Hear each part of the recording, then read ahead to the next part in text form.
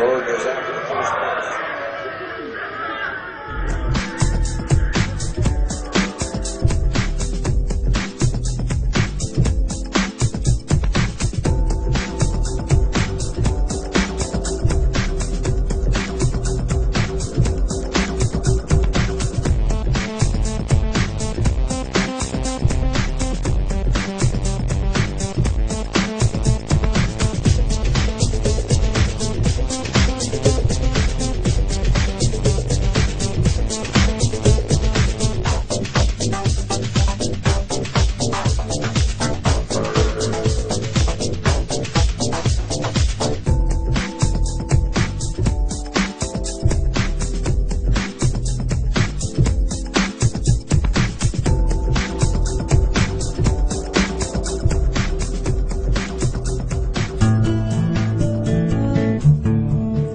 Maybe your first experience of putting money in the bank wasn't quite as heartwarming as this, but odds are, years later, you still refer to the balance showing on your bank account as being your money in the bank.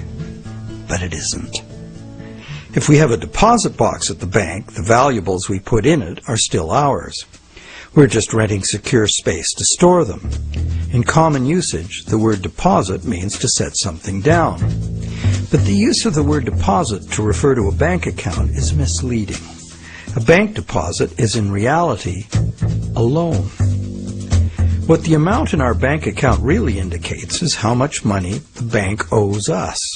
It's a record of the bank's promise to pay us money, not the money we deposited itself. The difference is important. The truth is, when we hand the contents of our piggy bank to the bank teller, our money becomes the bank's money to do with as it pleases. All of the money in the bank is the bank's money. None of it is ours. That's why the bank pays us interest. We have loaned the bank our money.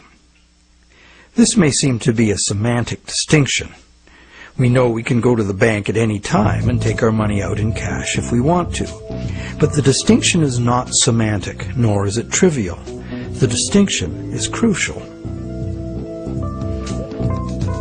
What happens in banking affects everyone, and yet few of us know anything at all about how banking really works. The entire world economy now runs on a system of credit provided by banks, and when that credit system breaks down, everyone suffers.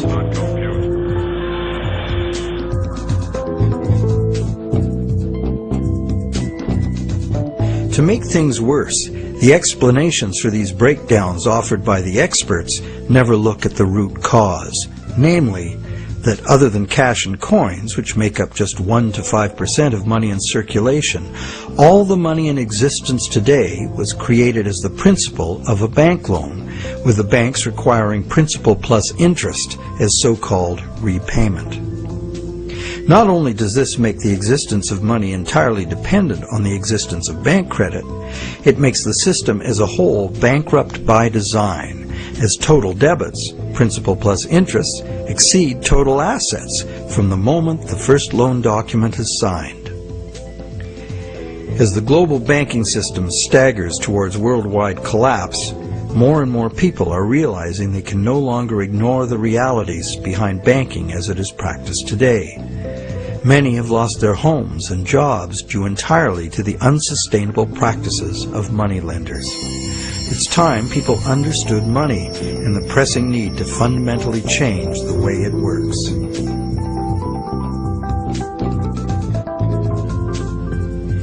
Clarifying what the words used in banking really mean is the first step. Now that we know that a deposit is, in truth, a loan to a bank, the next question is, what is a loan that we take out from a bank?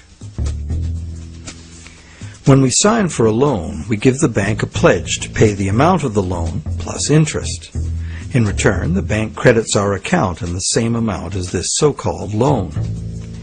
While we speak of the bank as having put the loan money into our account, in reality, the only thing the bank puts into our account is its promise to pay the money. What has actually happened is an exchange of promises. Neither party has delivered anything to the other except matching pledges of debt. So who is the borrower and who is the lender? The terms loan, lender, and borrower are all misleading. The truth is that the two parties have traded promises to pay and in the process created something called bank credit or checkbook money that can be legally spent as money. Bank credit can be spent because we, in our innocence, notice that each time we deposit into our account, it increases our balance by the same amount. In fact, unless we put something in, our account will be empty. Thus, it's a natural assumption that money in an account is money someone put in. The account is a promise to pay, not the money itself. In fact, a promise always indicates the absence of the item promised. Otherwise, why does it need to be promised? Now, because all bank accounts are just promises to pay, the bank and the borrower can simply exchange promises and, in the flash of a few keystrokes, a positive balance appears in the borrower's bank account without anyone putting existing money in. Now you know the real source of what we call a bank loan.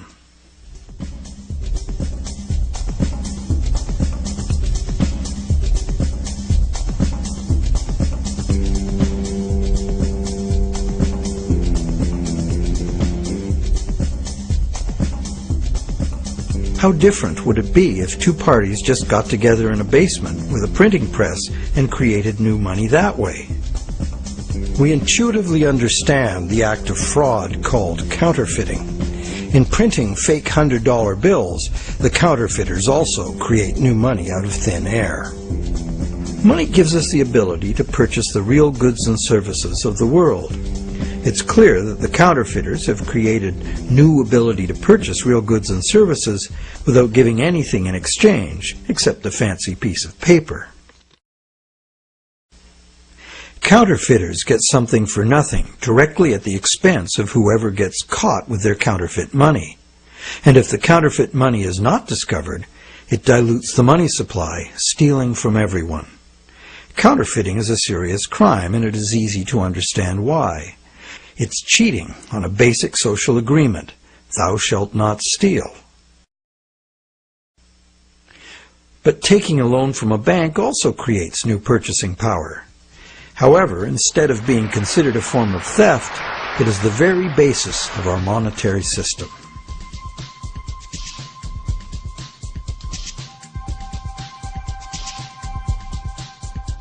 How did one form of creating money out of thin air become a crime and the other become standard business practice and the source of almost all our money? For this is what has happened. To understand how, we need to look at the history of the laws governing commerce. But before that, we need to understand the logic of the loan process itself.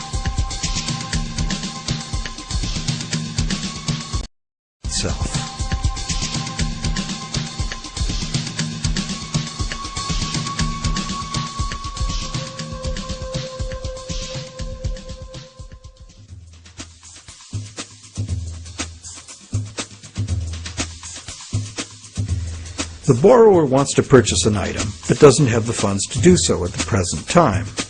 However, the borrower does have confidence in having sufficient funds over time to pay both the original price of the item and the interest on a loan. So he goes to a bank to arrange a loan. The borrower is capable of making a credible promise of money in the future, but otherwise at this moment he comes with empty pockets. That's why he needs the loan.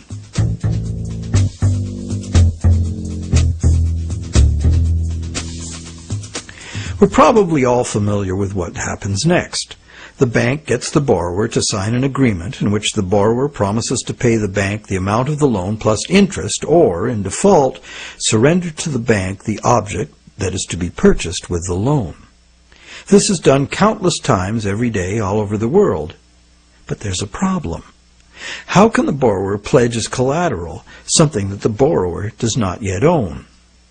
If I wanted to borrow $10,000 from you to go on a luxury cruise to Europe, would you accept my neighbor's car as collateral? Of course not, because you know very well that I have no legal right to give you my neighbor's car, no matter how much I owe you. But if instead I promise to buy my neighbor's car with the $10,000 you lend me, the situation is different. You might agree to lend me the $10,000, believing I will buy the car and will pledge it as collateral for the loan once I obtain legal title to it. However, until the transaction is completed, your $10,000 loan cannot be secured by title to the car. This sequence of events problem could be very simply avoided. You could buy the car and then sell it to me. The bank could do it this way too. If the borrower commits to the bank to buy the item, why doesn't the bank just buy it with its own money and then sell it to the borrower on time payments at interest? Well, the answer to that question is also very simple. It's because the bank, like the borrower, has come to the transaction with empty pockets. The bank fulfills its part of the so-called loan transaction by creating an account for the borrower. The truth is, the so-called borrower has funded his own account by fraudulently pledging a car he does not yet own as collateral. And the bank, the so-called lender, hasn't put up any existing money at all. And, if all goes well, it never will.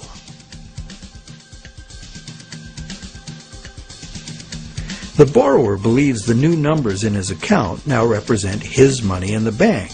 He, like the rest of us, doesn't understand the difference between existing money and a promise of money.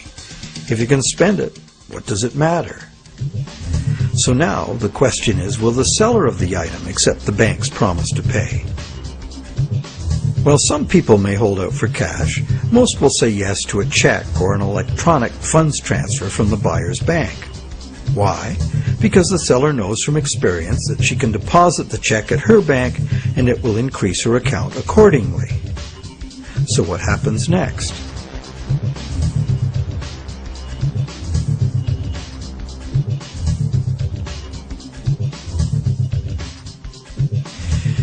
Well, obviously the buyer's bank now owes the seller's bank the amount of the loan. So you might be thinking, isn't this where the money comes out of deposits? The bank's promise to pay the borrower has just been transformed by the transaction into a promise to pay the seller's bank instead. So now the buyer's bank has to transfer some of its existing money to the seller's bank, correct? Yes, but probably only a small proportion. And over the long term, as long as the bank gets its fair share of deposits, the net amount of existing money the bank needs to cover its loans can theoretically be zero. How? Well, imagine first that the seller has her account at the same bank as the buyer. She deposits the buyer's check into her account. All the bank has to do to complete the transaction is reduce the buyer's account by the same amount it increases the seller's account. As both accounts are just promises, no existing money is involved in doing this. What is the end result? The bank has created bank credit for the borrower to the sum of $10,000. The borrower has bought the car that existed in the world of real things, and the seller now has that bank credit of $10,000. Thus, a brand new claim upon $10,000 worth of real goods of value was accomplished with absolutely $0 of the bank's or anybody else's money. On top of that, the bank gets to have all this so-called money paid back by the borrower's honest toil, plus interest, or the bank gets the car. Magic like this is usually seen on stage. So now let's examine what happens if the seller deposits her check in a different bank. Won't that require a transfer of existing bank funds from the buyer's bank to the seller's bank?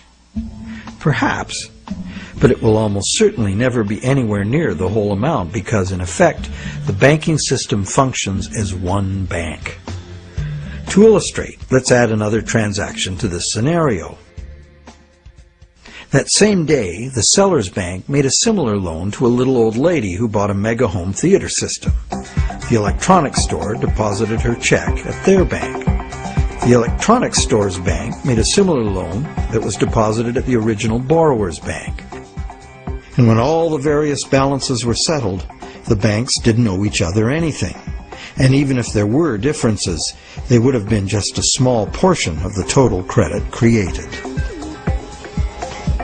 So, at this point we can say that although banks don't actually lend out their depositors' money, as most of us imagine, they still need deposits to make loans.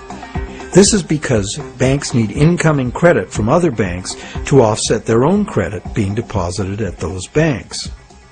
As long as banks keep their outgoing credit balanced with incoming credit, they are free to make new loans and thereby keep creating brand new credit money. None of it will ever have to come out of the bank's pockets. The bank is free to invest its own funds in corporate and government bonds and whatever other instruments their charter allows. If one draws a diagram of it all, it looks like this. The interest governments and corporations pay the banks on their bonds is paid by us. We pay it as a portion of our taxes, and we pay it in the price of all the goods and services that we buy. And there is another thing passed on to us as well, and that's the risk that the bank will go broke and not be able to honor its promises to pay. Now you may wonder, how can a bank go broke if it doesn't put any money up in the first place? What have they got to lose? The answer to that question is that banks differ from counterfeiters in that the banks are legally allowed to create new money, but only by certain rules of accounting. Banks can only create money by entering a borrower's payments and collateral as an asset on the positive side of the ledger, balanced on the negative side by the loan, or what the banks call the deposit liability created by the bank. When the borrower defaults on the payments, the asset pledged as collateral is seized by the bank and sold. In a declining market, when repossession is most common, the new lower value of the asset doesn't cover the bank's liabilities, which were based on the previous higher value. This shows up as a loss on the bank's books. When foreclosures are rampant, as in a collapsing real estate market, much of the value of the bank's collateral simply evaporates as home prices drop, exposing the bank to huge losses. In truth, it's all just numbers, created out of thin air. But banks must adhere to the dictates of these numbers, and the consequences of bank arithmetic gone wrong can include economic standstill, social disintegration, total financial chaos, lawlessness, starvation, and war.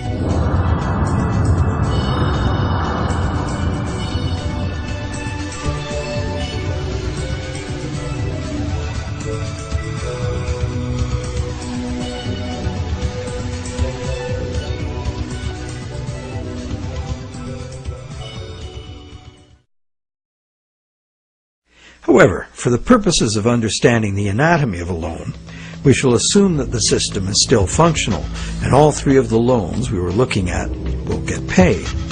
The end result is that not $1 of existing money has changed hands. The end result is that not $1 of existing money has changed hands, but $30,000 of new bank credit has been created and spent into the money supply, and each of the three banks gets to collect interest on $10,000 of it. Is creation of this brand new $30,000 really an act of fraud, like counterfeiting? The obvious difference is that the banking system is legal, regulated by government and disciplined by the courts to follow the rules of accounting. Another difference is that there is no obvious victim, like the person getting caught with a counterfeit bill. Banks argue that the buyer and the seller both got what they wanted and agreed to, so where is the fraud? And if there was a fraud, who lost out? Well, to determine that, let us list who got what out of the deal. The borrower got the item he desired on terms he willingly agreed to. He may curse his decision later as he struggles to make the interest payments, or he may live happily ever after, thankful he got the loan. The seller got an increase in bank credit, which she's been conditioned since childhood to think of as her money in the bank. She's confident that she'll be able to spend it in turn, and she will. So, as far as the seller is concerned, she's been paid in full. She's happy. So who, if anyone, suffered as a result of the deal? Is there another party to this transaction we've overlooked? Well, there's also the bank that gets to collect interest on a promise to pay money. That's the business they are in and usually do very well by. And anyone else? Well, where did the car come from? It came from the world of real things. Natural resources, energy, and labor were expended to produce it. What if we consider the hidden party to be society at large and the natural world from which all things ultimately come? Because the brand new bank credit money didn't just sit there, it got spent into the general circulation in the real world. It's the real world that ultimately gets the new money in exchange for its car. This new money might stimulate new production, temporarily enlarging the economy, making lots of people happy. In fact, it often does, as most bank credit comes into being as a home mortgage, stimulus for the residential construction industry, a big provider of good-paying jobs. However, after its initial productive use, this newly created money will basically just dilute the money supply, reducing money's purchasing power by a very small amount. So, in contrast to counterfeiting, where the loss occurs to a specific victim, here the loss is borne by us all, because the real substance of the loan, the car, was extracted from the economy at large by a slight loss in the value of everyone's money.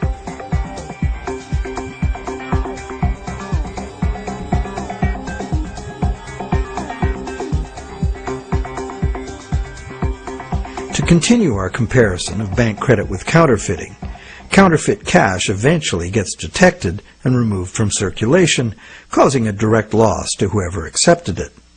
There is, of course, no guarantee of how much will be detected, nor any prescribed schedule for its removal. Bank credit is also removed from circulation over time because, as bank credit is paid back, the principal part of every payment is extinguished. Now remember that almost all the money in existence today is bank credit. Therefore, almost every dollar that passes through our bank accounts has a scheduled appointment to one day be paid as a principal payment on a bank loan and cease to exist. On top of the principal are the interest payments, which will become bank income, much of which will be recycled into the economy as interest to depositors and other bank expenses. So it's not immediately apparent that there's a loss to someone as a result of bank credit being withdrawn from circulation the way there is with counterfeit cash. But if we look closer, we find an interesting situation. We don't need anything more than fundamental arithmetic to understand the power that lies in controlling the money supply and why, as currently designed, total debt must constantly expand or the system collapses. Whenever the rate of debt money creation falls behind the rate of debt money destruction, the total amount of money in use will shrink. This is called deflation because the money supply is shrinking, like a deflating balloon. The result is less money relative to the goods and services available. With less money around to pay for them, the price of goods and services go down. At first, this sounds like a good thing, and it could be, if money were not created as debt at interest.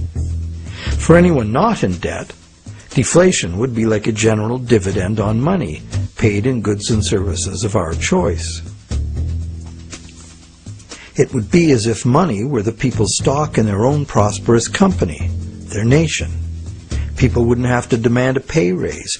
If a nation were more productive as a whole, thus deserving of a raise, everyone would benefit automatically by having their money buy more. However, this is definitely not the effect deflation has in a system where money comes in the form of interest-bearing debt. More than 95% of all money currently in existence is in the form of debt to banks, promises to pay with interest added.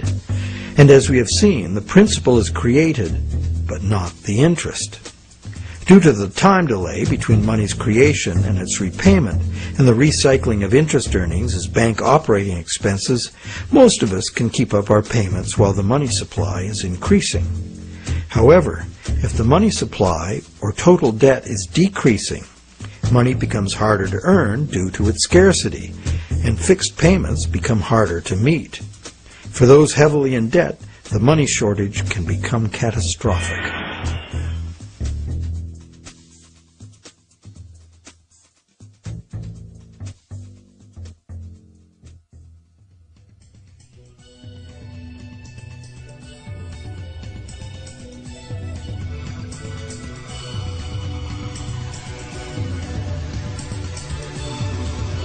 Unfortunately, the psychological effects of falling wages and prices rapidly accelerate the process, as borrowers, including large businesses, lose confidence in being able to repay loans, so that they don't sign up for any.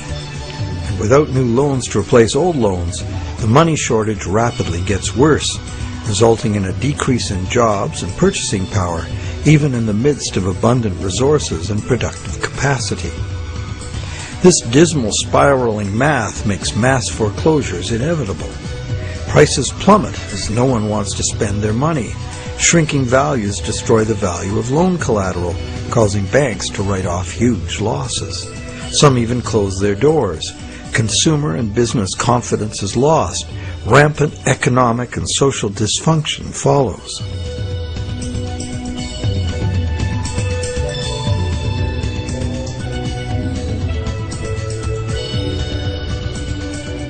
This disastrous spiral cannot be turned around unless the government creates new money itself or goes deeply in debt to private banks in order to create enough new money to reorganize and rejuvenate the economy. The most familiar example of this is the stock market crash of 1929. The psychological fallout of the stock market collapse resulted in less borrowing and thus less new money. The Federal Reserve did nothing to correct the resultant deflation, and by 1932 the money supply had been reduced by a third. Countless people were evicted from their homes because the money to make their mortgage payments simply ceased to exist.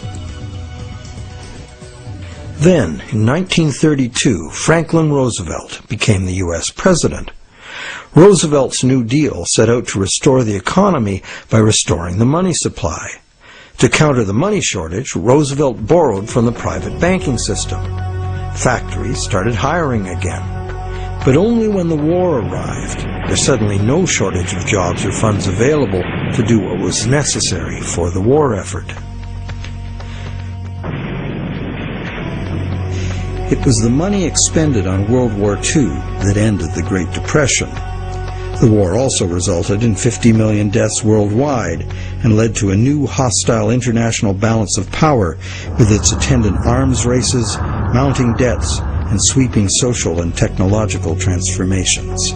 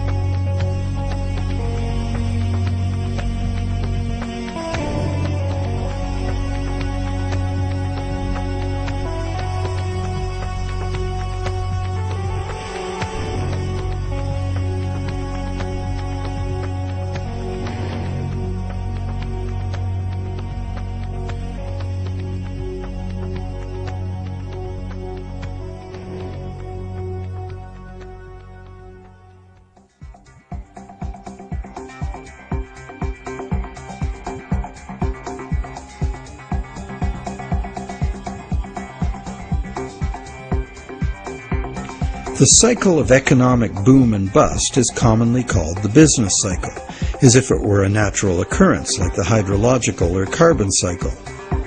These natural cycles are ultimately driven by the sun. But what is it that drives the business cycle? One answer is the supply of money. And, as we have seen, the supply of money is dependent on loans. So let's look at what happens during the lifetime of an individual loan. We've seen how bank credit is nothing more than the bank's promise to pay, which the bank has created on its books to balance the borrower's promise to pay that it has received. The bank's promise to pay is usually spent on some real good or service and allowed to circulate, making the efficient exchange of goods and services easier to accomplish. As a medium of exchange, today's promise to pay money is unsurpassed in its usefulness and flexibility. However, because no money is created to pay the interest, a seemingly impossible situation is created. On the face of it, if borrowers had to pay the interest they owe all at once, they would have to fight it out for a limited sum of existing money that was very much less than the total owed. The percentage that would be unable to pay off their loans would be simple to calculate. However, interest is usually paid over time, not all at once. If this interest income is recycled into the general economy as spending, it can be available to be earned repeatedly. Once we understand this, the question of whether interest is actually unpayable becomes more perplexing. Is there such a thing as a sustainable system of lending that does not produce mathematically inevitable defaults? In the Middle Ages, usury, meaning charging interest or any form of making gains solely from having money, was condemned as a sin. While the justification was moral, the reason was practical. In a fixed money supply like gold, anyone systematically rolling over all of their loan money at interest will soon end up with all the money. This problem was a big factor in the ruin of Rome. Private accumulations of gold forced the government to mint coins made of base metals instead of the real thing. Debased currency led to failing confidence and ultimate decline. The lesson was well learned. For the next 1,000 years, the Roman Catholic Church declared collecting interest on a loan to be a sin punishable by excommunication. In some countries, the penalty for practicing usury was death. Is charging interest really a sin? While today it seems very reasonable to charge for the use of money, there's a simple and unavoidable problem with doing so. Unless moneylenders spend every penny of interest they receive in such a way that the borrowers can earn it again, the borrowers are going to come up short regardless of their hard work and personal virtues. Someone will default simply as a result of the arithmetic. This is easy to picture where there's a fixed money supply like gold coin. As long as all of the coins taken in as interest are spent so that the borrowers can earn them, the same coins can be used to pay the interest over and over. The lender can profit by buying real things with this coin, but the coin itself must be spent, not lent nor removed from circulation. Leaving aside any moral considerations, this arrangement would be sustainable. However, if the interest coins are re-lent at interest or removed from circulation by hoarding, there will be an inherent shortage of coins with which to pay off the aggregate debt.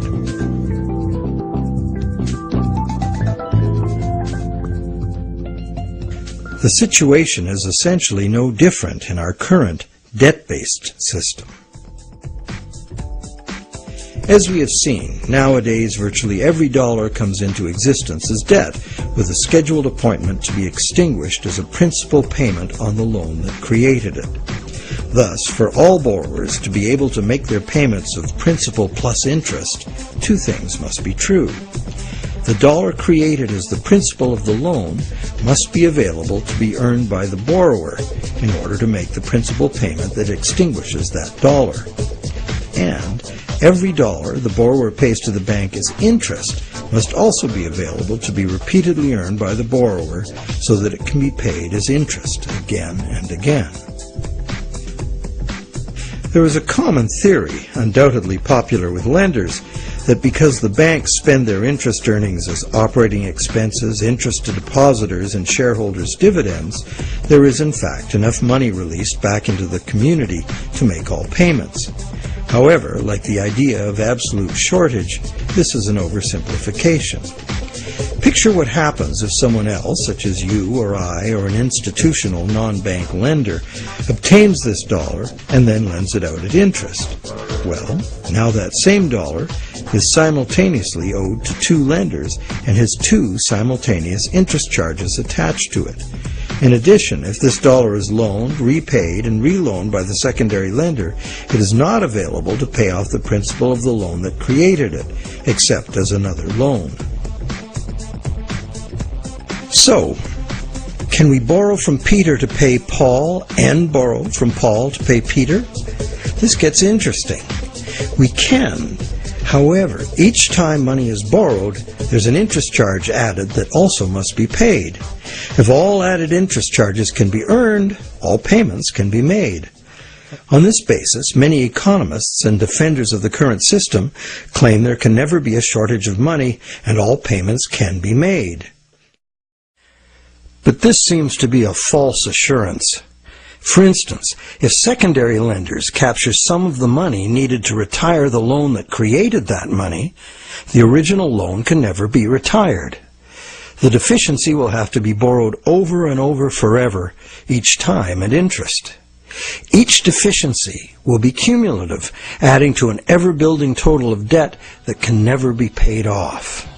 And it stands to reason that for each added interest charge in the system as a whole, something extra is demanded of the system as a whole to pay for it. This affects everyone, producers, governments, and consumers. For producers, that something extra must be raised through higher prices or more sales. However, competition for more sales usually requires lowering prices, necessitating even more sales, and leads to overproduction and saturation of the market. The end result can mean job losses, plant closures, and bankruptcies. For governments, that something extra is raised by increasing taxes. But increasing taxes drains money from the productive economy, resulting in a reduction in the collective ability to pay taxes, which then necessitates increased government borrowing and additional interest charges. For consumers, something extra can mean getting an additional job, or borrowing to pay past debts, or paying off debt over longer periods of time. However, competition for jobs tends to lower wages, and paying over longer periods of time adds enormously to the amount of interest owed. And of course, borrowing to pay off past debts is like trying to fill a hole with more hole. And that is the situation we find ourselves in today. Producers can't sell more because consumers can't afford to buy. Governments are cutting taxes, not raising them, because consumers can't afford to buy. Governments are cutting taxes, not raising them, hoping to stimulate consumer demand. And consumers' real incomes are limited or even falling due to competition for a limited number of jobs. Therefore, any increase in the total amount of interest charges within the monetary system as a whole will result in a genuine shortage of money. This is because the real productive economy is limited by the availability of nature's resources. The productive economy exists to serve actual needs. It simply cannot keep pace with the demands of the artificial financial economy, which has an unlimited appetite for profit, and which operates with no regard for the natural limitations of the real world.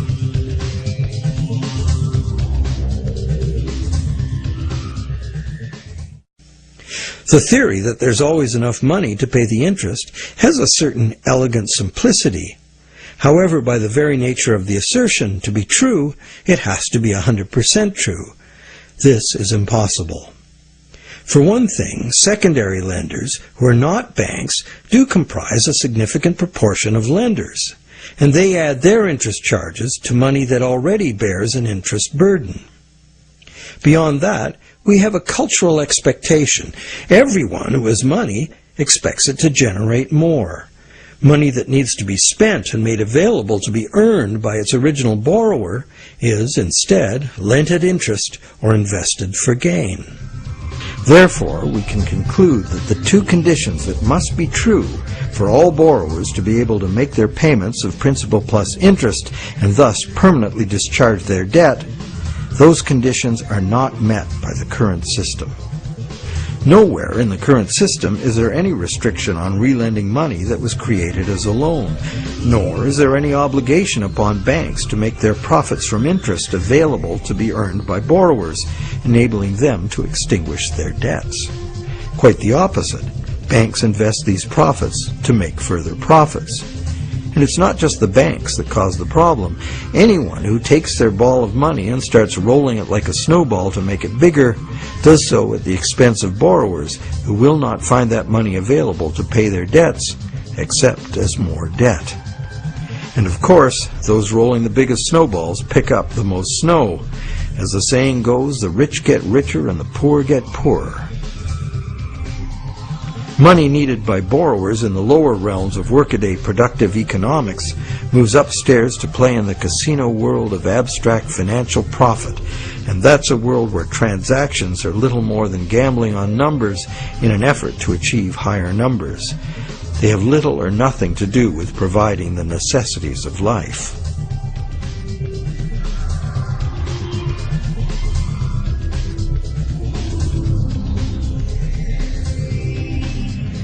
Today, the largest volume of money by far is changing hands in what is best described as the gambling economy. The foreign exchange markets, the derivatives market, and the rest of the financial instruments being played by banks and investment funds for as much profit as possible. For example, the volume of trade on the world's foreign exchange markets in just 1 week exceeds the total volume of world trade in real goods and services during an entire year. This money is in continuous play by speculators looking to make windfall profits on currency fluctuations. It exists, but only in the gambling economy. So how unpayable is the ubiquitous interest burden in actual fact? That could only be determined with certainty by tracking all the money in the world. With over 6 billion people earning, spending, borrowing, and lending, the world's money flows are at least as complex as the flows of the ocean. They are impossible to know. But the direction is pretty clear and simple, and it's the same old story. The rich are taking increasingly more money into the gambling economy, where ordinary borrowers have almost no chance to obtain it. And the only way the system can stay solvent is to create more money. And as money is created as debt, the only way to create more money is to create more debt in every way possible, including ridiculously easy credit for unqualified borrowers, massive government expenditures on security and war, and bailouts of insolvent banks.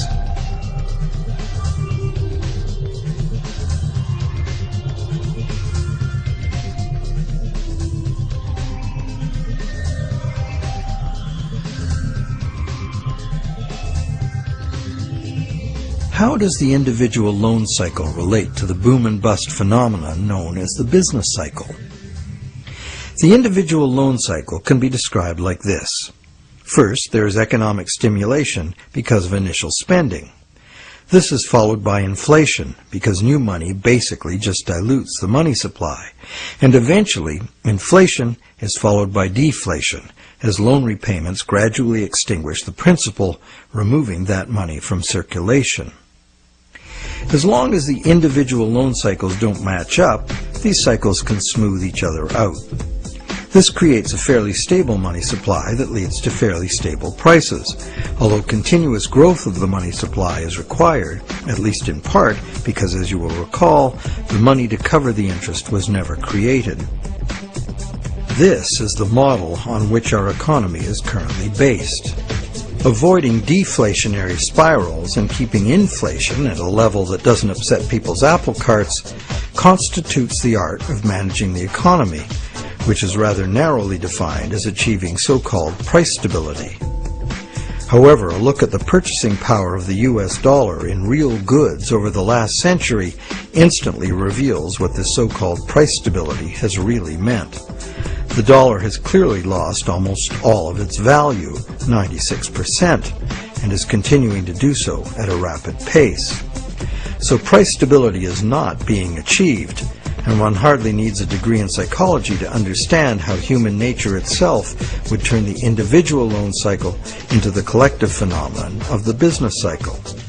The simple reason being that if one person sees great prospects and is doing well borrowing and expanding, others would have the confidence to do the same.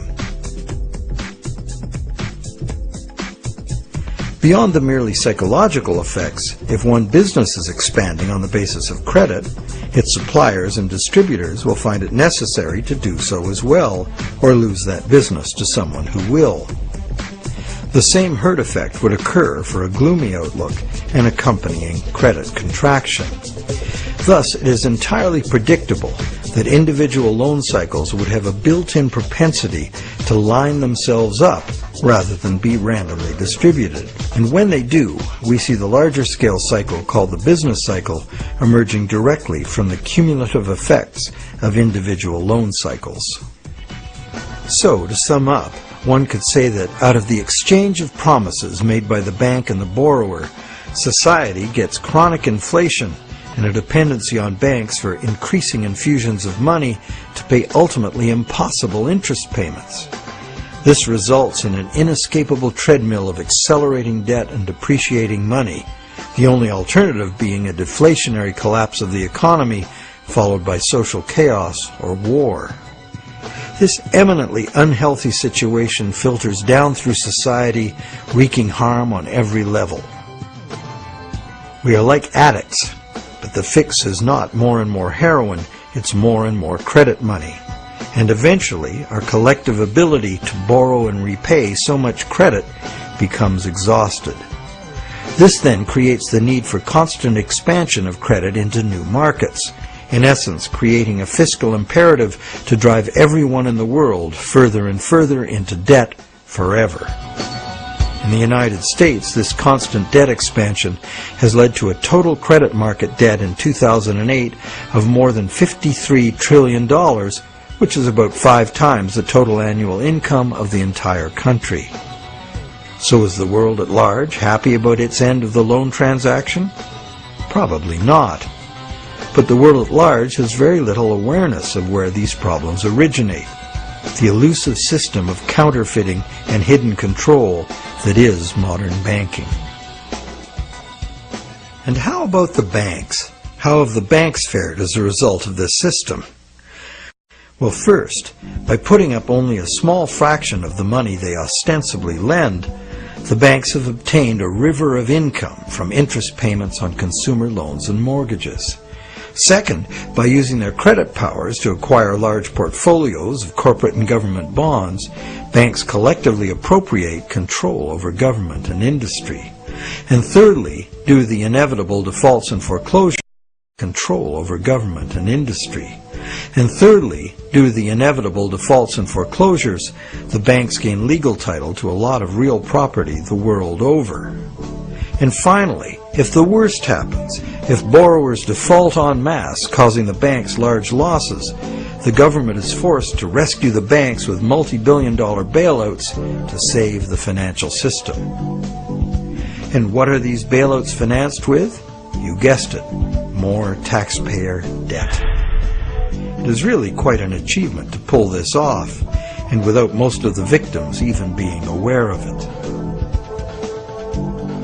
If you're now thinking there ought to be a law, well, there is. There's a whole body of law that makes all of this legal. So how did a system like this ever become the law?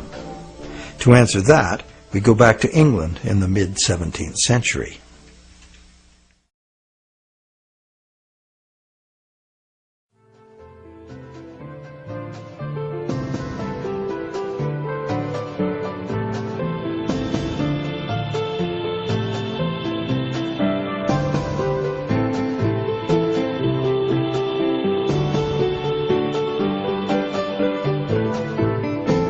With the development of better ships and the new explorations they allowed, trade was expanding rapidly. In order to carry out commerce, especially over great distances and lengths of time, written contracts were becoming more and more important and more sophisticated. Under English common law, it had long been established that a contract could only be enforced if something of real substance had changed hands. A transfer of goods or rights in property was the real stuff of the exchange, and that was what the court would evaluate for fairness, not just the words on the document. A contract under which there had been no exchange of consideration, meaning real goods or rights in property, was deemed to be empty and was therefore not enforceable by the court. So, a contract in which a borrower, say, pledged a car he does not own in exchange for a bank's promise of payment would not even qualify as a contract. No common law court would enforce it.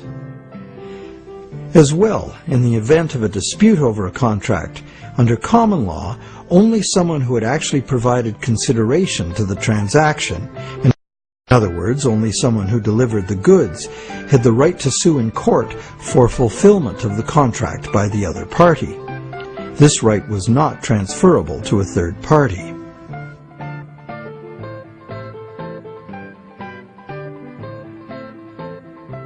When early traders went off personally on expeditions with trade goods, they bought those goods at home with their local currency and would sell them for foreign currency in the distant destination. They would then buy foreign goods with the foreign money, bring those goods home, and sell them for their local currency. Pretty simple.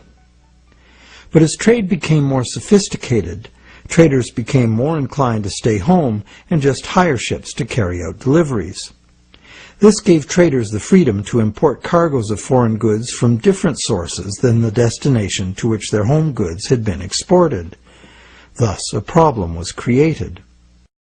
The exported goods had been paid for with foreign coin, the value of which needed to be spent somewhere else. Moving money as coins entailed a high risk of theft, as well as the near certainty of partial loss by currency conversion in a different land. This problem of payments from a distance was overcome by the use of bills of exchange. A bill of exchange was a signed order from the payer to an addressee demanding that the addressee pay a certain specified sum of money to the person identified as the payee. These were secured by signature, and they could not be acted upon in court by anyone other than the original parties. Thus they were of no use to a thief or any other third party. You probably recognize that these were the precursors of checks.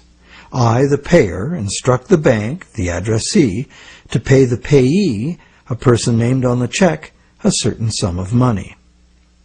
This was all well and good for transactions among parties who were known to each other. The bill of exchange was used merely as a way to order payment in coin at a distant location. But merchants soon wanted more flexibility. They wanted to be able to use bills of exchange to reconcile payments amongst many merchants in many locations, using bills of exchange like money itself.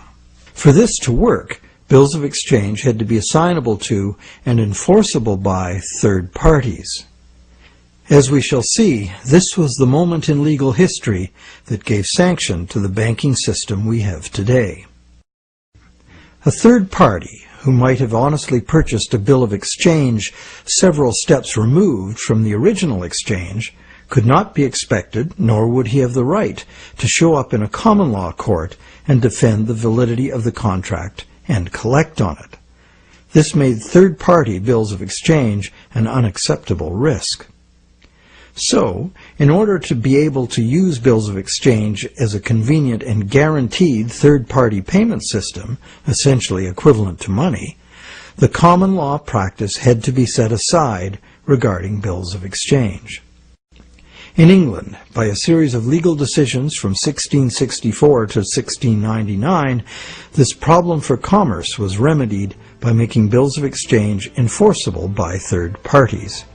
If a third party had purchased a bill for valuable consideration and in good faith, having no apparent reason to suspect fraud or some deficiency in the right of the seller to sell it, then the bill automatically became good and enforceable by the court against the signer. What did this change mean?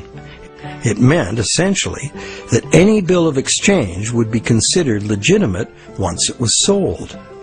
Bills of exchange and all other subsequent types of signed promises to pay, with the notable exception of checks, became transferable and enforceable in court, just what the merchants wanted. Now debt contracts could be sold like things, and transacting business would be a whole lot easier. Not only that, it opened up a whole new market for profit seekers, trading in bills of exchange themselves. The marketing of debt was born.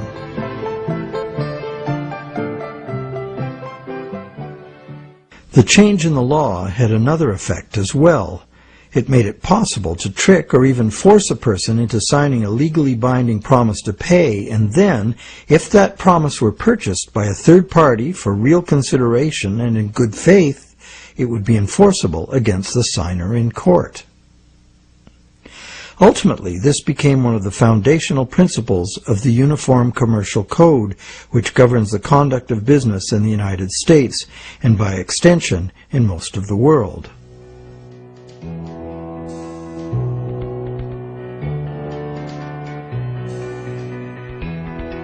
Think about it. If we buy a stolen laptop from a guy on the street, we're guilty of receiving stolen goods, a criminal offense. Doesn't matter if we paid honest money and were unaware the goods were stolen. The court will restore the goods to the rightful owner. We, as purchasers, innocent or not, lose our money and may even be charged with a crime. But if we buy a loan contract from a banker and give him real value for it in good faith, it doesn't matter that the loan contract may have come into existence under false pretenses. Whoever signed it is required by commercial contract law to pay up, and the courts will enforce the obligation. Today, debt contracts come in a myriad of forms, including and especially loans and mortgages. It's significant to note that just as these common law restrictions were being removed, the brand new Bank of England was being established. The first bank state-authorized to create money out of thin air. The new laws fit in perfectly, making the new bank's empty contracts enforceable against the so-called borrower.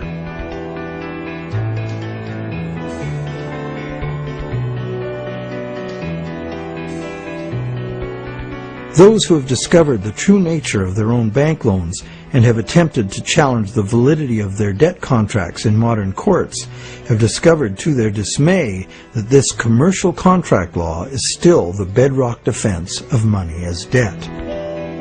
The bank will have sold the original loan agreement to a third party for value, and even though that third party is often just a sister company of the bank, all that matters to the judge is who possesses the document, what it says, and whose signature is on it. The bank's failure to inform the borrower about the true nature of the loan contract and the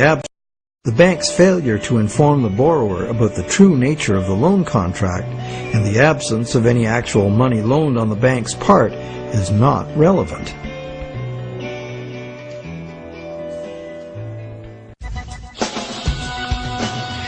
So, to conclude our investigation, it appears that modern banking practice rests on several distinct violations of common law, common sense, and natural justice. The first violation is the fraud the borrower commits by pledging as collateral property the borrower does not yet own. And the bank is complicit, as it knowingly accepts the fraudulent pledge as backing for the credit it creates. The second violation is the failure of the bank to disclose the true nature of the contract. The bank calls it a loan, leading the borrower to believe that he or she is receiving a loan of existing money. But the bank knows full well it has provided only a brand new promise to pay, simply typed in on a computer screen. A promise that the bank knows it will probably never have to fulfill. Thirdly, the loan agreement should be invalid, because impossible contracts are legally invalid. The bank is creating an impossible contract because the conditions required to guarantee that the borrowers have the opportunity to pay off the principal plus interest are not met. Unless the system enforces 100% recycling of both principal and interest, which it emphatically does not, some borrowers are going to default and lose their collateral simply due to the systemic shortage of money. The fourth violation is the violation of natural law by the law of contracts, which confers automatic legitimacy of title on any contract if the contract is sold to a third party for valuable consideration. This violates the principle that one cannot give better title to something than one has. But perhaps the biggest fraud of all is that most of the people who produce the real wealth of the world are in debt and at risk of losing everything they have worked for to bankers who fabricate money out of mere promises to pay. And where does this leave us? We are hostages in an economy that must grow faster and faster to keep up with an ever-growing money supply, or the entire system collapses in ruin. The money system as currently structured refuses to recognize that the real economy is limited by the capacity of the planet to provide the raw materials and waste disposal services the economy needs. The planet is finite, and therefore it should be obvious that the economy cannot grow at an accelerating pace forever. Our current money system runs like the bus in the movie Speed. It could not slow down, or the bomb planted on the bus would go off. And our situation is even worse, because the rate of debt creation must forever accelerate, or the entire economy crashes. The notion that infinite, perpetually accelerating growth is possible is the great fallacy of modern economics. It is a fatal delusion born of greed. An economic, social, and environmental crash of unprecedented proportion is surely inevitable, and this monetary system is utterly and hopelessly incapable of adapting to it. No wonder monetary reformers around the world insist that the entire monetary system needs to be rebuilt from the ground up.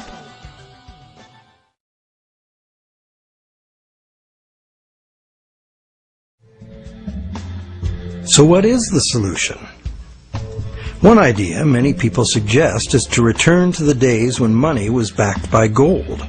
Gold, they argue, is the true money because it's inherently valuable. The underlying principle here is that money should be a commodity that is valuable due to its scarcity, as gold is scarce. As a general rule, those who hold this view of money also believe that money should exist independent of government. Another school of thought, diametrically opposite, is that the creation of money should be the exclusive prerogative of governments. Government, which represents all the people, should spend money into existence in the public interest, thus backing the currency with what it was spent on. Having taken back the power to simply spend money into existence, government would never need to go into debt or pay interest. Of course, government spending without limit would result in a worthless currency.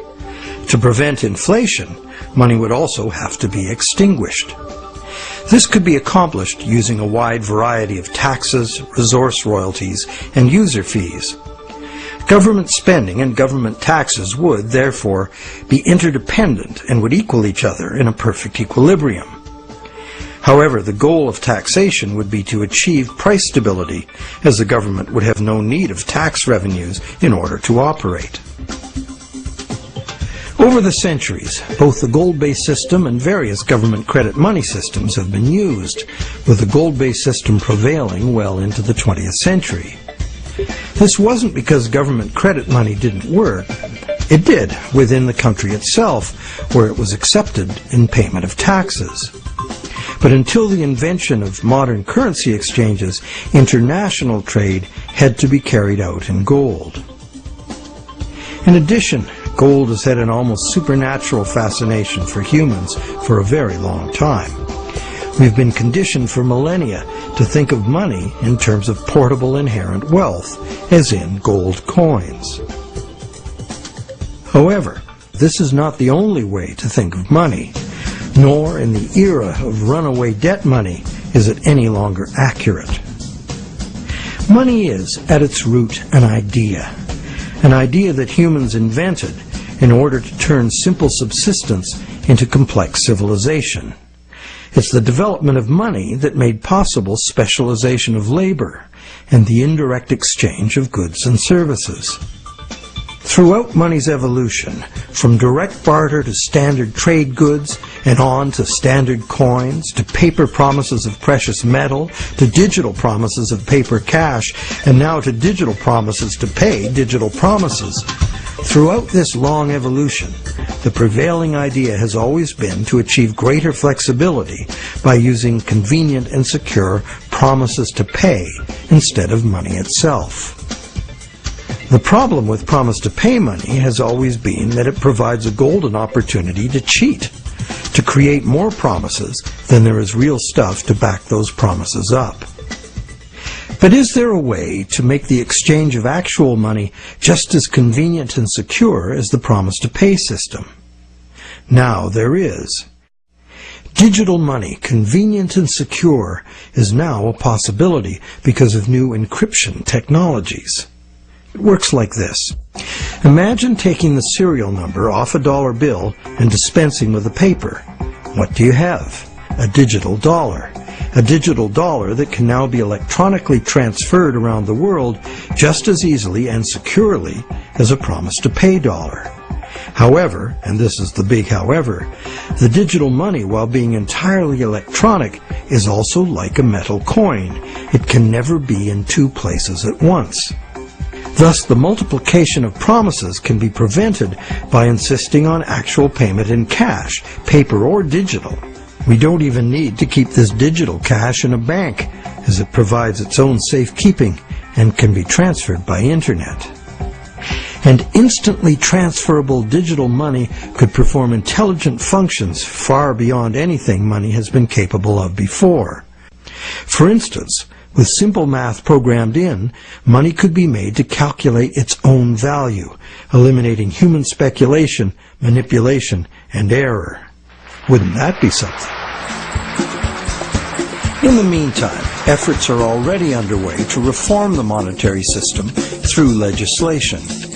Initiatives like the Monetary Reform Act and the American Monetary Institute's Monetary Act have already been written, prescribing in detail how to return the power to create money exclusively to government, and thus limit banks to lending existing money, just the way most people imagine it works now. While differing in detail, all such reform proposals, in whatever country they originate, always advance the same simple idea. The benefits of money creation belong to the public. At present, money is created not for the benefit of society, but for the profit. At present, money is created not for the benefit of society, but for the profit of private banks. Banks like to create enormous amounts of money from our debt because the more we borrow into existence, the more interest the bank gets to collect, and the richer the bank becomes. In the process, the banks gain more control over everyone, individuals, industry, and government alike.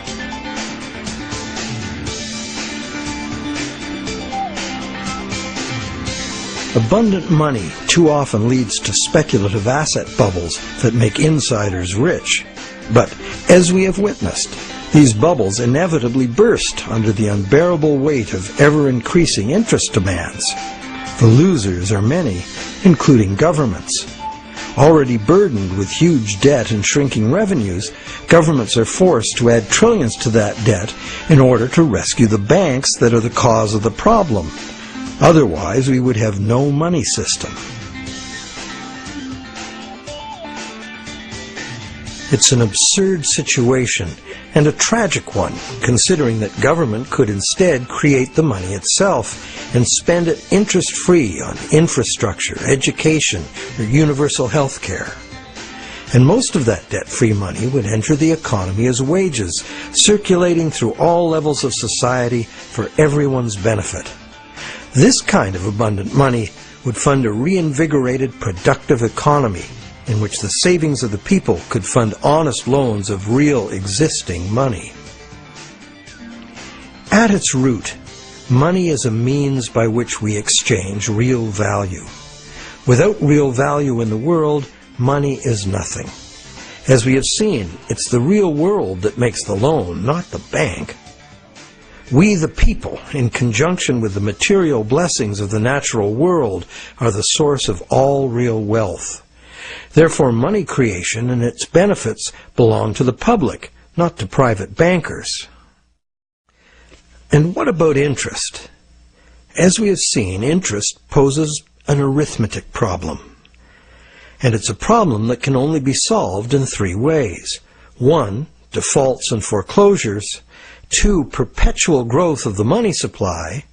Or the preferable and only other solution, 100% recycling of interest as spending. But such full recycling could only be accomplished by nationalizing the banking industry in the public interest. For example, interest earnings from public service banking could be paid to all as a citizen's dividend. Or it could be used to fund government in place of taxes, as was done successfully in colonial Pennsylvania. And that's just one instance of a society that organized its monetary system differently. There have always been alternatives, and there are alternatives now.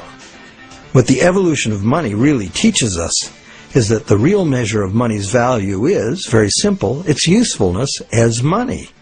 And there are several different ways to create useful money. For instance, money can simply be an individual's private promise to pay, a pledge of one's own product or service, as in such community currencies as the let system or time dollars.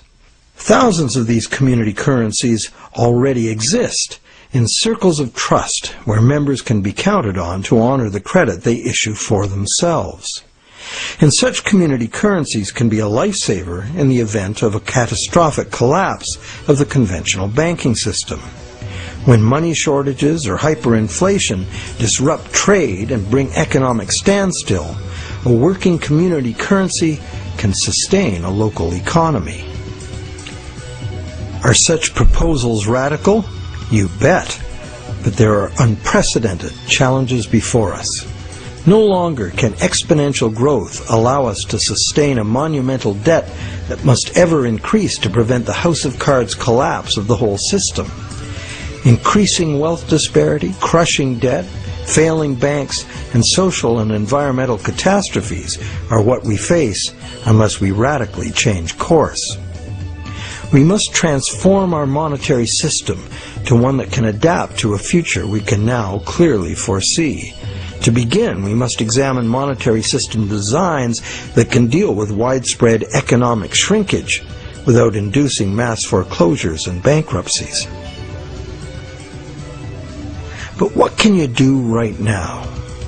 Well, right now there are people and organizations around the world that understand the problems and the injustice of today's monetary system, and you can join them in their effort to bring about the fundamental changes we need. It's time to talk to our friends. A financial crisis is the ultimate teachable moment. When bankrupt banks have to be bailed out by the governments the banks were formerly lending to, the contradictions, the fraud, and the fatal flaws of the current system are laid bare for all to see. But the solutions are there to see too if we look. We cannot afford business as usual. Making adjustments to the current system will not save us. The changes we need to make are radical and dedicated to the good of all, not the profit and control of a few. To make these changes, we must leave behind our outmoded assumptions and misplaced faith.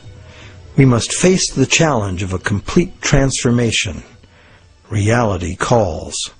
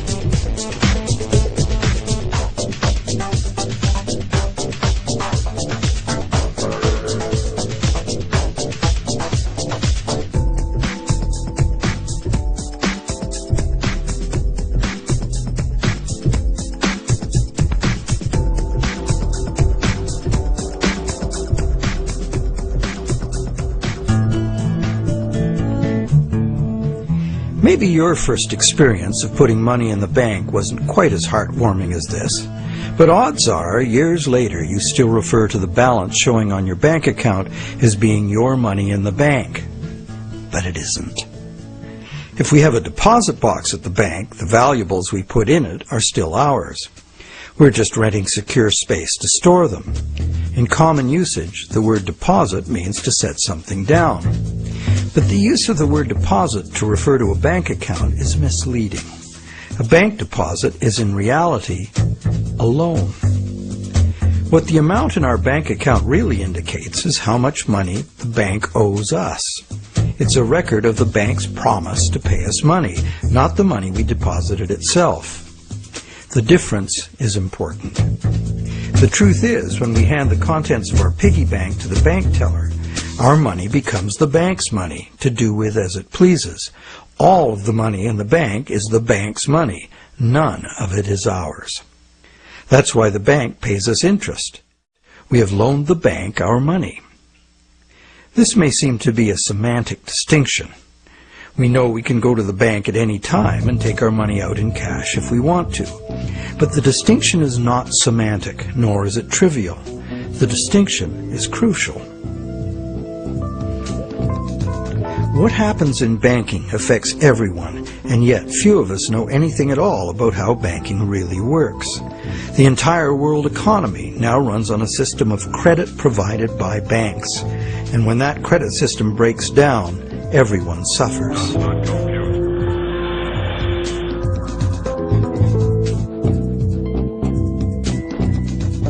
To make things worse, the explanations for these breakdowns offered by the experts never look at the root cause, namely, that other than cash and coins, which make up just 1 to 5% of money in circulation, all the money in existence today was created as the principal of a bank loan, with the banks requiring principal plus interest as so-called repayment. Not only does this make the existence of money entirely dependent on the existence of bank credit, it makes the system as a whole bankrupt by design, as total debits, principal plus interest, exceed total assets from the moment the first loan document is signed. As the global banking system staggers towards worldwide collapse, more and more people are realizing they can no longer ignore the realities behind banking as it is practiced today. Many have lost their homes and jobs due entirely to the unsustainable practices of moneylenders. It's time people understood money and the pressing need to fundamentally change the way it works.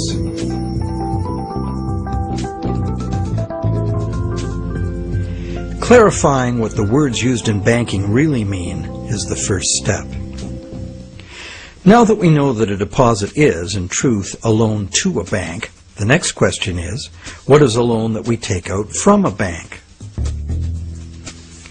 When we sign for a loan, we give the bank a pledge to pay the amount of the loan plus interest. In return, the bank credits our account in the same amount as this so-called loan. While we speak of the bank as having put the loan money into our account, in reality, the only thing the bank puts into our account is its promise to pay the money. What is actually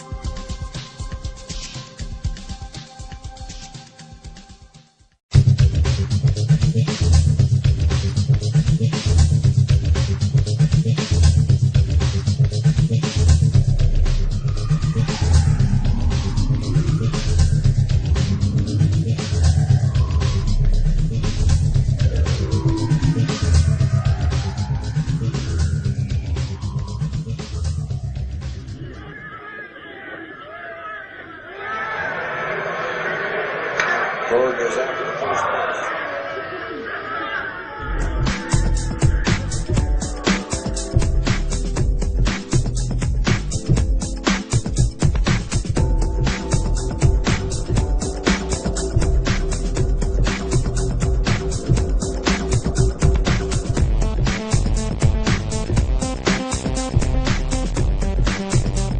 Anything in exchange except a fancy piece of paper.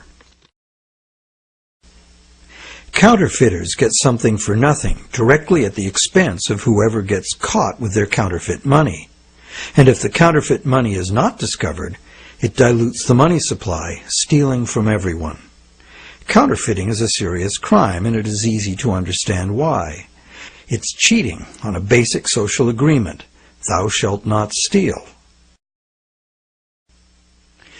But taking a loan from a bank also creates new purchasing power. However, instead of being considered a form of theft, it is the very basis of our monetary system.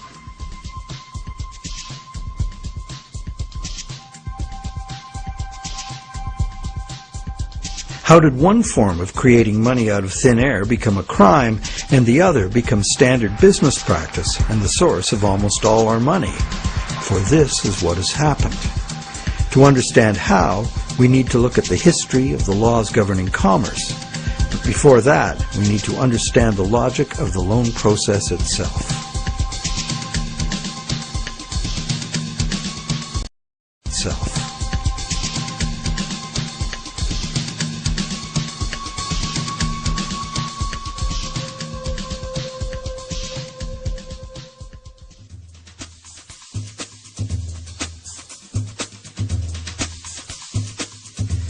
The borrower wants to purchase an item, but doesn't have the funds to do so at the present time.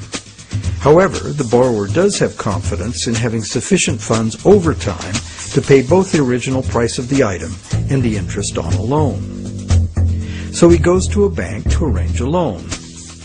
The borrower is capable of making a credible promise of money in the future, but otherwise at this moment he comes with empty pockets. That's why he needs the loan.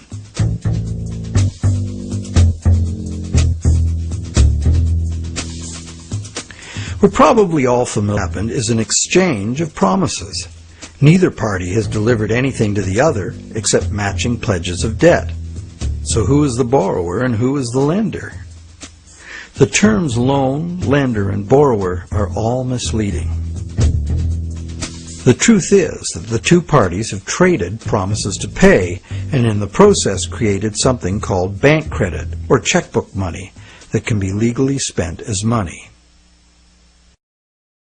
Bank credit can be spent because we, in our innocence, notice that each time we deposit into our account, it increases our balance by the same amount. In fact, unless we put something in, our account will be empty.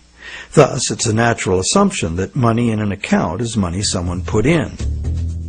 The account is a promise to pay, not the money itself. In fact, a promise always indicates the absence of the item promised. Otherwise, why does it need to be promised?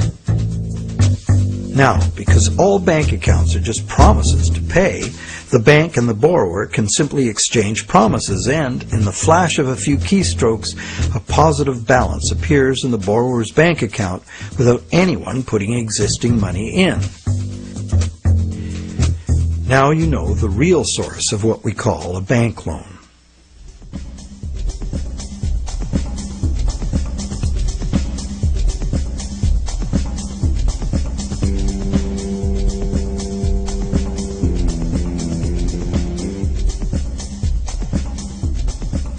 How different would it be if two parties just got together in a basement with a printing press and created new money that way?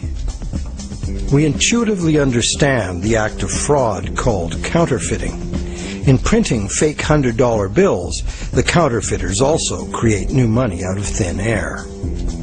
Money gives us the ability to purchase the real goods and services of the world. It's clear that the counterfeiters have created new ability to purchase real goods and services without giving